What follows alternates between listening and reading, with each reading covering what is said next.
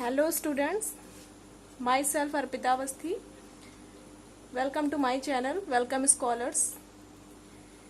In last video, we read about class 10th biology or environment, trophic levels and how energy flow in one trophic level to next trophic level.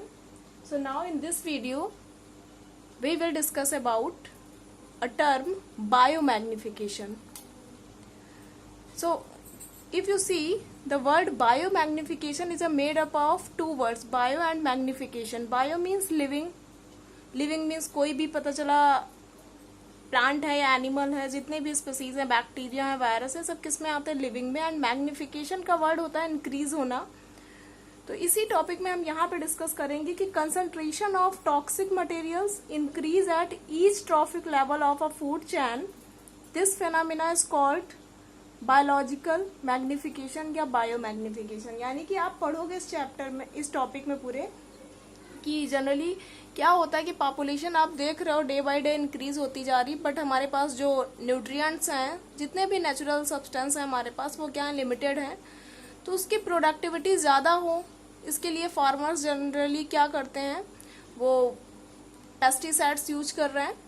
पता चला plants में जो pesticides होते हैं, pesticides का मतलब क्या होता है, अगर कोई पेस्ट लग रहा है, कोई भी इंसेक्ट लग रहा है, तो उसको किल करने के लिए बैक्टीरियोसाइड हो सकते हैं, फंगीसाइड हो सकते हैं, निमेटोसाइड्स हो सकते हैं, इंसेक्टिसाइड हो सकते हैं. तो ये कई सारे, मतलब ये जो ओवरऑल हैं पेस्टिसाइड्स, इनको बायोसाइड्स भी बोल सकते हैं. जितने भी पेस्टिसाइड्स हैं, हर्बिसाइड्स, बैक्टीरियोसाइड्स, ये सारे मिला के इनको आप इन शॉर्ट टर्म आप बायोसाइड्स भी बोल सकते हो.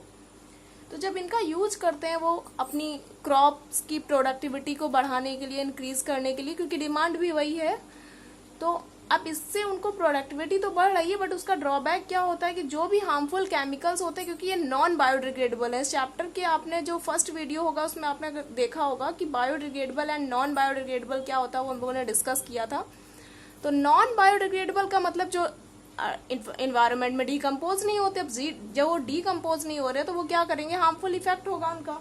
तो वही यहाँ पे हमें पढ़ना है, क्योंकि पेस्टिसाइड्स जो होते हैं वो नॉन बायोडिग्रेडेबल सब्सटेंस होते हैं. अगर हम एक एग्जांपल देखें यहाँ पे डीडीटी का, तो डीडीटी एक साल में ओनली 5% जो होता है वो डिग्रेड होता है.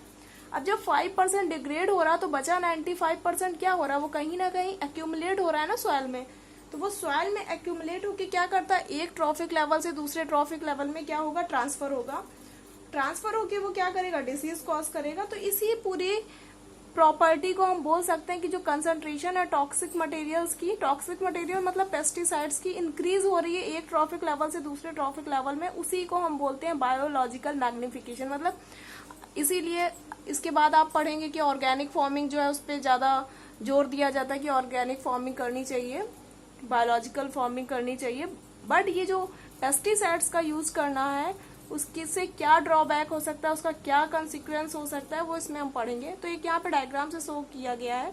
सबसे पहले आप नीचे से देखिए डायग्राम. फर्स्ट स्टेज जो है इसमें क्या लिखा है, वाटर. फॉर एग्जाम्पल कोई भी फील्ड है, अब उसमें पेस्टिसाइड क्योंकि यूज किया गया, तो पेस्टिसाइड जब यूज किया गया है तो वहां पर क्या होगा, जो भी वाटर के फ्लो के साथ पेस्टिसाइड्स हैं वो कहाँ जा रहे हैं, पूरा का पूरा, कोई भी पता चला रिवर है, सी है, ओशियन है, तो वहां पे ट्रांसफर हो रहा है. तो यहाँ पे आप जब वाटर में देखोगे डीडीटी कितनी है, 0.003 ppm पार्ट्स पर मिलियन. फिर इसके बाद अब वाटर में क्या प्रेजेंट होते हैं, जू प्लैंक्टन्स, जैसे कि हम लोगों ने पढ़ा है, प्रोड्यूसर होते हैं, प्रोड्यूसर के बाद जू प्लैंक्टन्स होते हैं. तो वहां पर यहाँ पे आप ये भी दिखा सकते हो कि वाटर है, वाटर में प्रोड्यूसर में ट्रांसफर हो गई. ठीक है, अब उन्हीं प्रोड्यूसर को, प्रोड्यूसर वाटर में क्या होते हैं ये हम लोग पहले डिस्कस कर चुके हैं, फाइटोप्लैंक्टन्स होते हैं, एल्गी होते हैं. तो वही यहाँ पे आप पढ़ेंगे कि जब उनको किसने खाया, जू प्लैंक्टन्स ने, यानी कि अमीबा हो गया, पैरामीशियम, बैक्टीरिया, ये सब आएंगे. तो जो जू प्लैंक्टन्स हैं उसमें अब अमाउंट क्या होगा, बढ़ेगा, क्योंकि वो वाटर से क्या ले रहे हैं, डीडीटी उनकी बॉडी में जा रही है. तो यहाँ पे कितनी हो जाएगी DDT, 0.04 ppm. Now these zooplankton consumed by small fishes. So now you can see DDT moved from 0.04 to 0.5 ppm. तो यहाँ पे देख सकते हैं, यहाँ पे भी जो अमाउंट है डीडीटी का वो क्या हुआ, इंक्रीज हुआ. किसमें, स्मॉल फिश में. क्यों इंक्रीज हुआ, क्योंकि स्मॉल फिश क्या खा रही, जूप्लैंक्टन्स.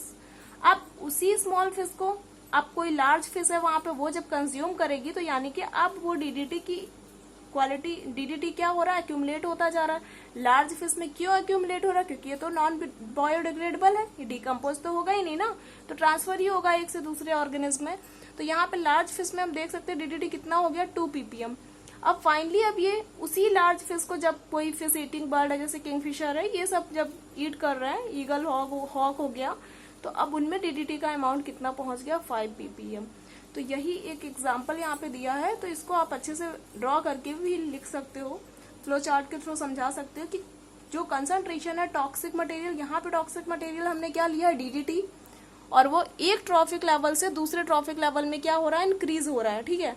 तो यहाँ पे इस तरह से इसको पूरे को आपको बनाना पड़ेगा, डेफिनेशन लिखनी पड़ेगी, और इसी के साथ आपको बताना भी पड़ेगा कि ill effects of biomagnification क्या हो सकते हैं। पेपर में कभी भी पूछा जा रहा है कि बायो मैग्निफिकेशन क्या डिफाइन करिए, तो आप डिफाइन तो कर लेंगे, उसी के साथ अगर पूछा जा रहा है कि इसके इनडिस्क्रिमिनेट यूज ऑफ बायोसाइड्स क्या होंगे, तो आपको वहां पे बताना पड़ेगा कि सबसे पहले देखिए ये जो ईगल है या किंगफिशर है, अब इसमें क्या हो रहा है, डीडीटी सबसे ज्यादा है, और जो डीडीटी होता है वो क्या करता है, बर्ड्स में interfere the eggshell formation, जो उनका एग होता है उसकी आउटर कवरिंग जो होती है वो डीडीटी की वजह से क्या होती है, बन नहीं पाती, वो बहुत ही थिन हो जाती है। जब थिन लाइनिंग होगी एग की, जब एग की थिन लाइनिंग है तो वो क्या हो जाएगा, प्रीमेच्योर फॉल। यानी इसी वजह से यही रीजन होता है कि इनकी पॉपुलेशन जो है वो आज की डेट में बहुत ही एक्सटेंड होती जा रही है। तो ये रीजन भी आप वहां पे लिख सकते हैं कि अभी हमें पता भी नहीं है कि जो हम सॉइल में यूज कर रहे हैं, क्रॉप में यूज कर रहे हैं, उसका इफेक्ट कहाँ तक जा रहा है, इवन वो क्या कर रहा है, बर्ड्स की पॉपुलेशन को कम कर रहा है, डिक्रीज कर रहा है। इसी के साथ अदर भी एग्जांपल्स आप इसके देख सकते हो कि क्या होते हैं कॉन्सिक्वेंस, कि दीज क्लोरिनेटेड हाइड्रोकार्बन्स कुछ होते हैं, उनका अगर वो वाटर में प्रेजेंट है तो वो क्या कर सकते हैं, हमारे सेंट्रल नर्वस सिस्टम को डैमेज कर सकते हैं, ब्रेन हैमरेज हो सकता है, हाइपरटेंशन, कैंसर, ये सब भी हो सकता है।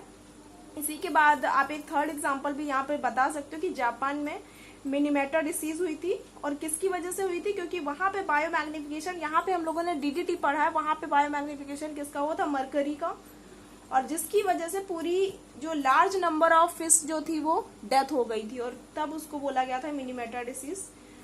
अब अगर यहाँ पे डीडीटी ना होकर के सेलेनियम होता, तो सेलेनियम रिच अगर सॉइल होती है तो उसकी वजह से आप बता सकते हो कि कोई प्लांट है उसकी हाइट नहीं बढ़ेगी।